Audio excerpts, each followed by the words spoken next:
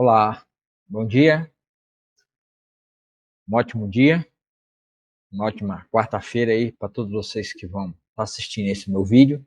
Eu sou o Alex, amigo de vocês, todos os dias aqui trazendo um vídeo para colocar para vocês para que a gente possa estar acompanhando e entendendo o nosso passado, da onde nós viemos, a nossa fé. Nós somos, né, cristão, judaicos cristãos, acreditamos na Bíblia, na Torá, na palavra de Deus e estamos nesse estudo, vocês estão comigo nesse estudo, aprendendo mais sobre a palavra de Deus e da onde nós viemos. Então a gente tem vindo numa série aí, tá? Então, muito obrigado por você que vai acompanhar, você vai assistir esse vídeo. Que você tenha um ótimo dia, uma ótima quarta-feira e que você fique comigo aí, acompanhe comigo aí. Hoje nós vamos estar entrando no capítulo 39 do livro de Gênesis, onde nós vamos falar de José, né? José que foi maltratado, injuriado, perseguido pelos seus irmãos, pelo próprio inimigo, e José aí vai ser vendido, né? Já foi vendido para o Egito e ele foi parar na casa do Potifar, que é o supremo comandante, né? Supremo não, né? Que supremo é o faraó, mas ele é o comandante do exército de Faraó. E ele vai passar primeiro uma temporada na casa de Potifar. E aí vai ter problemas, vai ter dificuldades. A esposa do Potifar vai se interessar por José e a história é muito interessante, porque José é um tipo de Cristo, né? É uma tipologia de que os justos, eles lutam, né? E sofrem perseguição e o mundo os persegue e o mundo quer destruir eles, porque Deus está usando a vida deles, Deus usa a vida do justo para poder revelar a sua vontade. E no caso de José, que era apenas uma amostra, né, do que Deus ia fazer no futuro através da vida do seu filho, não é uma amostra exata, né, não é uma exatidão, não é perfeito, perfeito é Cristo Jesus, mas ilustra para Israel como será a vida do justo. O justo sempre é perseguido dentro da sua casa, dentro da sua família, onde ele estiver, ele vai ser perseguido e ele vai ser atacado por Satanás. Por isso que Paulo fala que nós não temos que lutar contra a carne nem contra a sangue, mas contra potestades, né, das forças invisíveis, né, que está lá em cima, né, porque Satanás também tem sua morada na parte de cima, né?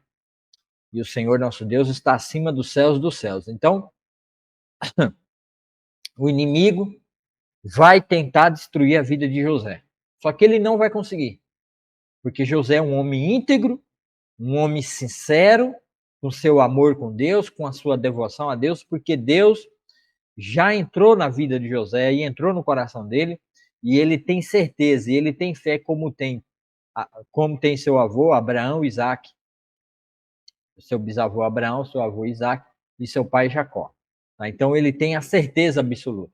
Então por isso, e Deus já revelou a José que ele que vai dominar e reinar sobre a casa dos seus irmãos e que através dele Deus vai salvar aquele povo, aquela nação, né? Pelo que vai acontecer, não vou adiantar, mas vocês esperam, mas por enquanto vamos ver o que aconteceu com José na casa de Jacó. O que a esposa de Potifar tentou atrair e levar José a cometer um pecado terrível aí, né? Qual a palavra não pode ser dita aqui, porque senão o YouTube vai cortar e censurar.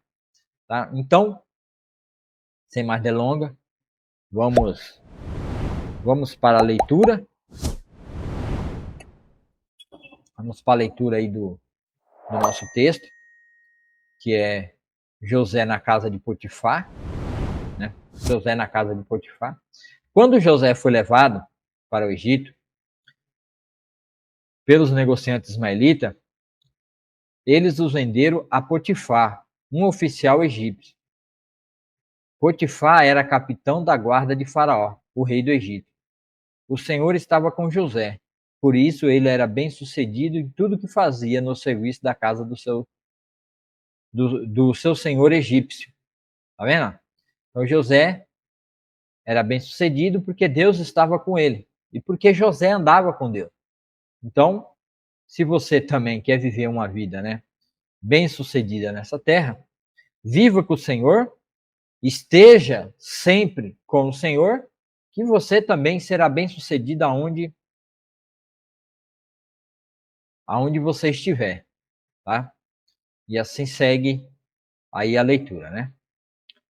O Senhor estava com José e por isso ele era bem sucedido em tudo que fazia no serviço da casa do seu senhor. Potifar percebeu que o Senhor estava com José, ele dava sucesso em tudo que fazia. Então Potifar percebeu, né? Ó, tem algo diferente. Existe um espírito diferente nesse homem aí, né? E satisfeito com isso, e ele ficou satisfeito, né? Nomeou José seu assistente pessoal e o encarregou de toda a sua casa e de todos os seus bens. Verso 5, né, agora.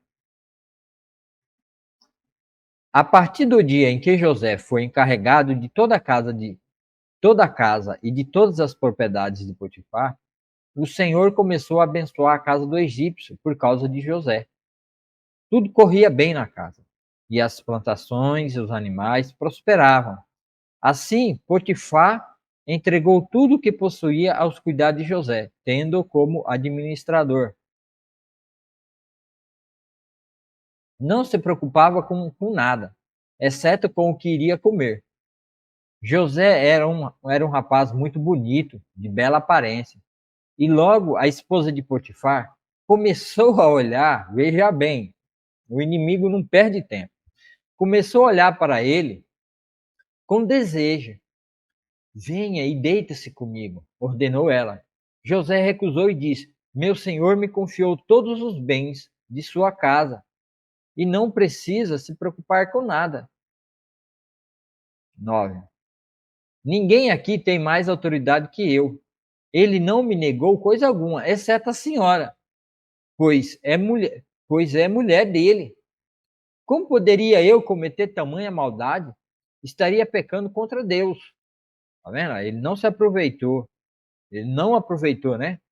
Essa história que a ocasião faz o ladrão não funciona nas vidas dos filhos de Deus. Nós, os filhos de Deus, jamais vamos nos aproveitar da ocasião para poder buscar favorecimento para nós, pessoal. Segue o texto. A mulher continuava a assediar José diariamente, mas ele se recusava a deitar-se com ela. Certo dia, porém, quando José entrou para fazer seu trabalho, não havia ninguém na casa. Ela se aproximou, agarrou pelo manto e exigiu: venha se deitar comigo. José se desvencilhou e fugiu da casa. Mas o manto ficou na mão da mulher, porque ela agarrou nele, né? Então o manto de José ficou na mão dela. Quando ela viu que José tinha fugido, mas que o manto havia ficado na mão dela, chamou seus servos. Vejam, disse ela, meu marido trouxe esse escravo hebreu para nos fazer de bobos. Ele entrou no meu quarto para me violentar, mas eu gritei. Quando ele me viu gritar, saiu correndo e escapou, mas largou seu manto comigo, que era a prova, né? Era a prova de que ele era a prova, né? Supostamente que ele teria tentado violentar a mulher. Então veja que esse negócio aí é meio perigoso você, né? Acreditar logo de cara, né? Ela guardou o manto até o marido voltar para casa. Então contou-lhe sua versão da história. O escravo hebreu que você trouxe para a nossa casa tentou aproveitar-se de mim, disse ela. Mas quando eu gritei, ele saiu correndo e largou seu manto comigo. Então, né? José, aí injustamente, é colocado dentro de uma história por causa de uma mulher que criou uma paixão platônica, né? que é uma paixão só da cabeça dela, não havia paixão, não havia amor da parte de José, e ela querendo se deitar com José a todo custo. Então, por isso daí já dá para você ver o nível do caráter e da moral do povo egípcio daquele tempo. Não todos, né, mas era uma prática comum entre as mulheres, né, tá traindo seus maridos e tá tendo essas relações incestuosas fora do seu casamento, fazendo traição, né, ao marido. Mas José não se entrega a essa paixão, não se entrega a essa loucura, né, e ele corre e foge disso, mas infelizmente o manto dele fica lá e ela, provavelmente por raiva, está muito desejosa, um pecado que tomou conta e a escravizou e a dominou, né? Porque isso é que acontece quando as pessoas se entregam totalmente ao pecado, ela se torna escravo daquele desejo, enquanto aquele desejo não for saciado, a pessoa não se dá por satisfeito. Então, com grande raiva e ira de José, ela acusa José de ter feito, de até violentado aí, e o marido vai acreditar na versão dela, né? Porque ele não poderia, né, jamais acreditar na versão de um escravo e deixar de acreditar na mulher, né? E fora a vergonha que ele próprio ia passar, né?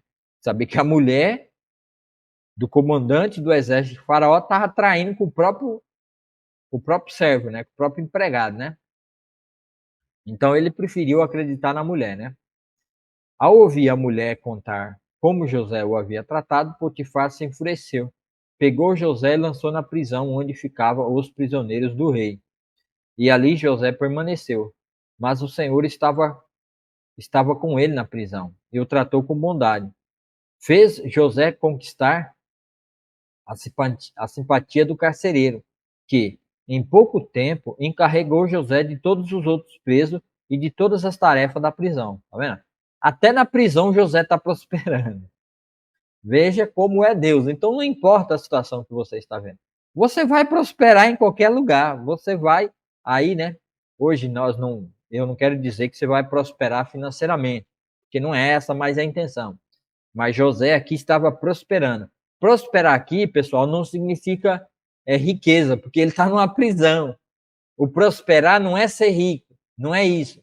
Ele prosperou em ser o maioral, em tomar conta, em ser pessoa responsável. Ele está preso, acusado de uma responsabilidade, mas na prisão ele é o mais responsável. Então ele cresceu, né? Ele cresceu ali na prisão, no conceito, na consideração, e colocaram ele como encarregado de toda a prisão. Tá vendo? E ele não foi para uma prisão comum, né? Ele estava na prisão daquelas pessoas que trabalhavam por Faraó, que prestavam o serviço. Então, quer dizer, é que nem hoje, né? A pessoa que tem faculdade não é preso junto com o preso comum, né? Porque ele tem uma faculdade, ele está num patamar mais alto. Então, ele não é preso com preso comum, né? Ele não vai ficar ali preso com os mesmos presos, né? Que não tem um diploma aí universitário, né? Há essa separação aí. Então, no caso de Faraó, também havia uma separação. Os presos da casa que servia Faraó ficavam numa prisão diferente. E é ali que Potifar, né, o comandante da guarda do Faraó, colocou José ali preso, porque não queria colocar José numa cela comum, né? Então, já se vê que José já é uma pessoa muito conceituada, que em vez de ir para uma prisão comum, ele vai para uma prisão que é onde ficavam os presos da casa de Faraó, onde era bem tratado, onde havia comida, porque era só para investigação, né? Caso achasse culpa, aí sofria uma condenação, ou de morte ou de vida. Geralmente era isso, né? Ou de morte ou de vida, e voltava ao seu serviço, tá? Prestar o seu serviço ao faraó. Que é isso que vai acontecer no relato que a gente vai ver no próximo capítulo, que José interpreta o sonho do padeiro e do copeiro, tá? Aí eu parei no versículo. O carcereiro não precisava mais se preocupar com nada, pois José cuidava de tudo. O Senhor estava com ele, ele dava sucesso em tudo que fazia. Tá? Agora vamos para o 40. Aí agora vai entrar a parte onde José vai interpretar o sonho do copeiro e do padeiro, né? Então vamos acompanhar aí, né? E desde já peço, né, que façam isso daqui, né? Que tá rolando aí embaixo, tá passando aí, né? Se inscrevam no canal, dê o joinha, seu like, para que mais pessoas possam estar acompanhando, tá bom? Então, ajuda aí a gente para que esse canal possa crescer e para que mais pessoas possam ter acesso a esse conteúdo, tá bom? Aí, vamos continuar aqui na nossa história. José interpreta o sonho de dois prisioneiros.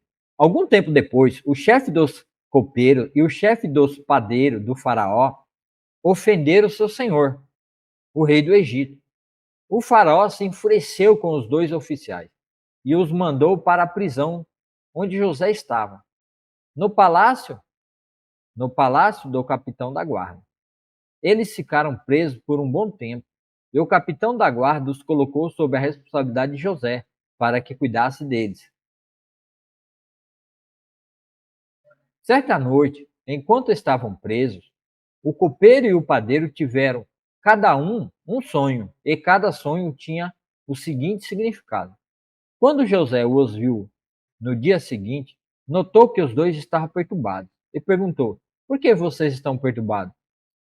Eles responderam: Esta noite nós dois tivemos sonhos, mas ninguém sabe nos dizer o significado. A interpretação dos sonhos vem de Deus, disse José. Conte-me o que sonharam. 9. O chefe dos copeiros foi o primeiro a relatar seu sonho a José. Em meu sonho, vi na minha frente uma videira, disse ele. Havia 3 ramos que começaram a brotar e florescer e, em, em pouco tempo, produziram cachos de uva. Eu tinha na mão o copo do faraó. Tomei um dos cachos de uva,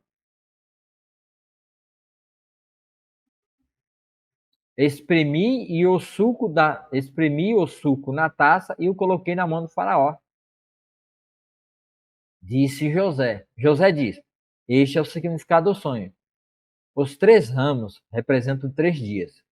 Dentro de 3 dias, o faraó o levará de volta ao seu cargo de chefe dos copeiros.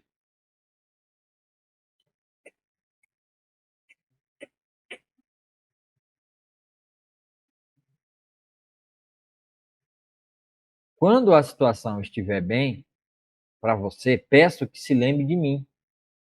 Fale de mim ao faraó, para que ele me tire deste lugar. Por quê? Porque como eles estavam na prisão do faraó, só o faraó é que podia tirar de lá. Ninguém mais podia tirar de lá. Tá? Só o faraó, porque era a prisão do palácio do faraó. Tá? Não era prisão comum. Então, por isso que José está pedindo para que fale ao faraó. Pois fui trazido à força da minha terra natal, a terra dos hebreus, e agora estou nessa prisão, onde fui lançado sem motivo justo. Ao ouvir a interpretação favorável de José para o primeiro sonho, o chefe dos padeiros lhe disse: Também tive um sonho. Nele havia 3 cestos de pães brancos empilhados sobre a minha cabeça. No cesto de cima havia pães e doces de todo tipo para o faraó, mas as aves vieram e comeram do cesto que estava sobre a minha cabeça. 18. José lhe disse: Esse é o significado do sonho. Os 3 cestos também representam 3 dias. Dentro de 3 dias, o faraó pendurará sua cabeça em um poste, e as aves comerão sua carne. 3 dias depois era o aniversário do faraó, e ele preparou um banquete para todos os seus oficiais e funcionários. Convocou o chefe dos copeiros e o chefe dos padeiros para comparecerem à festa. Elevou o chefe dos copeiros de volta ao seu cargo, para que voltasse a entregar o copo ao faraó. Quanto ao chefe dos padeiros, mandou enforcá-lo, como José havia previsto ao interpretar o sonho dele. O chefe dos copeiros, porém, se esqueceu completamente de José e não pensou mais nele. Então aí, José interpreta os sonhos, né? Porque José tem esse dom, né? Que Deus deu a ele, e é por esse sonho, e é por ele interpretar os sonhos, entender os sonhos, por ele ter revelado aos irmãos o que Deus iria fazer na casa de Jacó, tá? Que muita gente, quando fala a respeito do sonho de José, não esquece de dizer que José não era uma pessoa que sonhava aleatoriamente e aí ele entendia o que queria dizer os sonhos. Não. José tinha um dom especial de Deus, que Deus dava sonho a José, revelando o futuro. José não ficava sonhando aleatoriamente por desencargo de consciência, que nem acontece. Não era sonho sem sentido. Quando José contava aos seus irmãos a respeito do sonho que ele teve, que é os vídeos anteriores que você volta lá para assistir, a respeito dos 11 feixes de trigo que se curvavam diante do feixe de trigo de José, José de fato estava dizendo que ele iria reinar sobre seus irmãos. E nem os irmãos e nem o pai acreditavam nisso. Mas José tinha certeza disso, porque Deus estava dizendo a José, através de seus sonhos, que isso ia acontecer de fato. E ele, por 3 vezes, alertou os irmãos e disse: vocês vão se prostrar diante de mim e eu vou reinar sobre vocês. Mas Deus deu o sonho para José, antecipado, antes que isso acontecesse, para que os irmãos de José manifestassem o que eles tinham no coração. Porque Deus queria tratar o coração dos irmãos de José.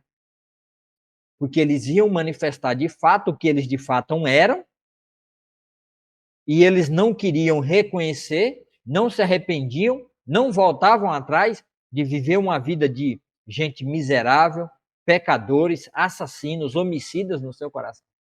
Então, por isso, Deus manda o sonho para José, José revela o que vai acontecer no futuro, para que os irmãos deles revelassem de fato o que há no coração, cometendo todos esses crimes contra José, porque Deus vai usar a vida de José para tratar a vida dos próprios irmãos.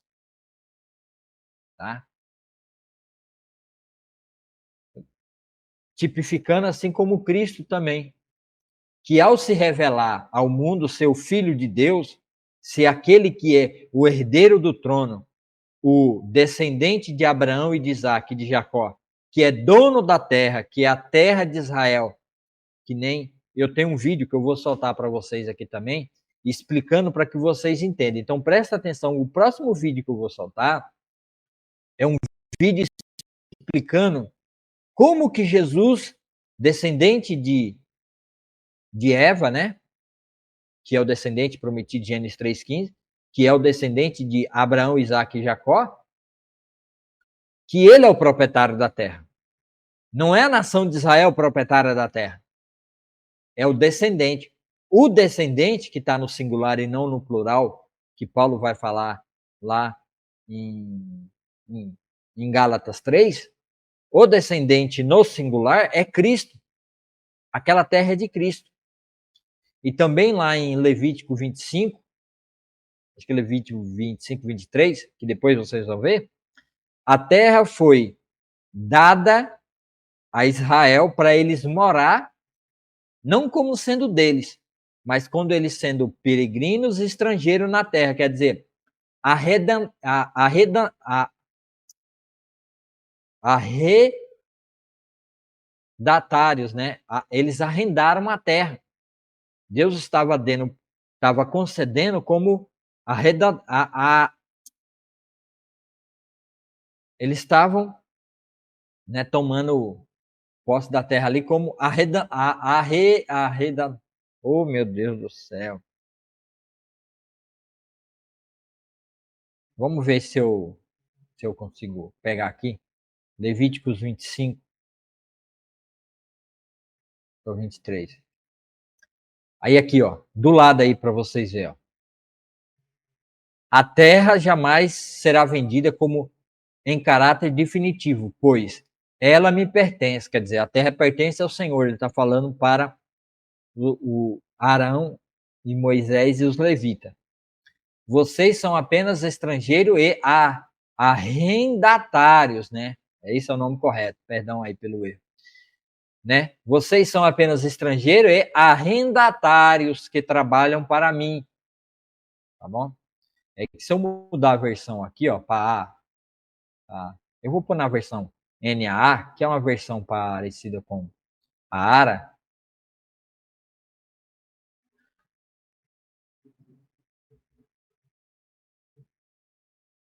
(23), né? Também, ó, também a terra não será vendida definitivo, porque a terra é minha, pois vocês são para mim estrangeiros e peregrinos na terra. Portanto, em todas as terras da propriedade de vocês, permitam que as terras sejam resgatadas, voltar para o primeiro dono, para a primeira família que tomou posse da terra. Por quê? Porque a terra é do Senhor, eles são apenas arrendatários da terra, que nem diz na versão NVT, né? Na versão NVT aqui, né? Vocês não podem vender perpetuamente. Por quê? Porque eles eram apenas peregrinos estrangeiros. A terra pertencia a Jesus Cristo e não pertencia a eles. Tá? Então, o povo de Israel, quando viu o dono da terra, Jesus contou uma parábola sobre isso, né? Que o Senhor tomou posse de um reino e mandou lavradores, né, cuidar da terra por um tempo. Aí quando ele veio, quando ele queria tomar, quando ele mandava buscar a sua parte dos arrendatários, os servos que iam lá tomar a parte do Senhor, que no caso seriam os profetas, eles batiam, espancavam, mandavam de volta, e outros eles até matavam. Até que o Senhor da terra, que é o próprio Deus, mandou o seu filho. Falou, o meu filho eles vão respeitar. Aí eles olharam, que nem as autoridades de Israel olhou para Jesus e falou assim, eita, ele é o filho. Tá vendo? Ele é o filho. Né? Caifás, Anás, todas as autoridades de Israel falou, ó, Jesus é o filho. Se ele é o Messias, né? Antes que Roma venha, porque eles acharam que Roma podia vir tomar tudo que é dele, né? Então vamos matar o filho e vamos tomar posse da herança dele. E assim foi o que aconteceu com Jesus. E assim também estava acontecendo com José. Tá? Então, aí no final Jesus fala, né? O que vocês acham que aquele grande rei fará? Ele mandará o seu exército a eliminar aquela praga, né? Aquelas pessoas más. Né? Mas isso não é assunto para a gente tratar agora. Vamos voltar para o nosso texto de Gênesis 40.